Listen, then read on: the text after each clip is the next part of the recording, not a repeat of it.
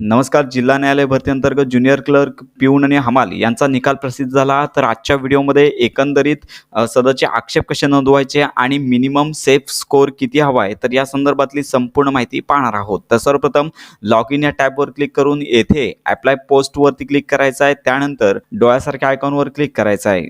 येणारी popup window तुम्हाला close करायची आहे आणि येथे ऑब्जेक्शन फॉर्म अशा प्रकारची माहिती आलेली आहे. तर उजव्या बाजूला असणाऱ्या रेज ऑब्जेक्शन या टॅबवर तुम्हाला क्लिक करायचं आहे. तर या आयकॉनवर क्लिक केल्यानंतर संपूर्ण इन्स्ट्रक्शन वाचून घ्यायचे आहेत. क्लोज या टॅबवर क्लिक करायचं आहे.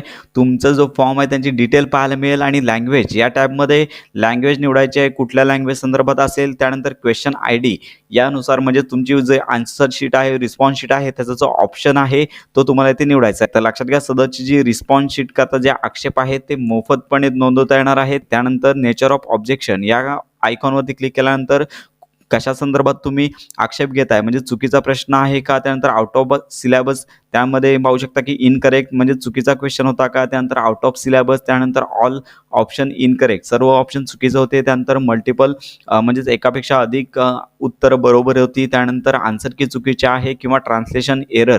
तर यापैकी जो ऑप्शन अचूक निवडायचा आहे तो तुम्ही निवडू शकता. आणि त्यानंतर तुम्हाला इथे रिमार्क देखील ॲड करायचा असेल तर रिमार्क ॲड करू शकता, नसेल तर नो या टॅबवर क्लिक करायचं आहे. आणि त्यानंतर तुम्हाला येथे रीतसर संदर्भीय पुरावा देखील अपलोड करायचा आहे. तर अशा प्रकारे सबमिट या टॅबवर क्लिक करून तुम्ही तुमचा आक्षेप नोंदवू शकता. तर सदरच्या लेखी परीक्षेमध्ये किती कट ऑफ लागेल, तर या संदर्भात अंदाजित कट ऑफ पाहता येईल. तर यामध्ये कनिष्ठ लिपिक यासाठी 40 गुणांची परीक्षा झाली.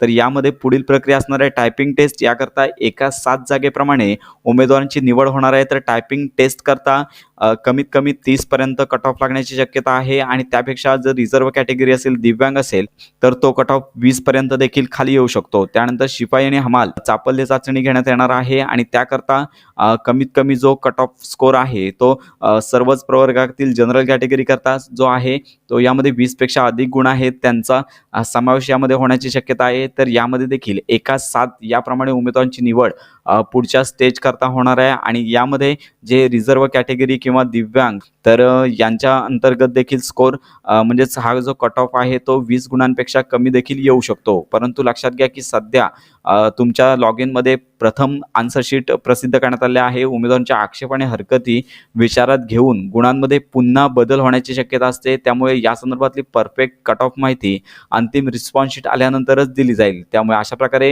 ही महत्त्वाची माहिती इतरांपर्यंत नक्की शेअर करा.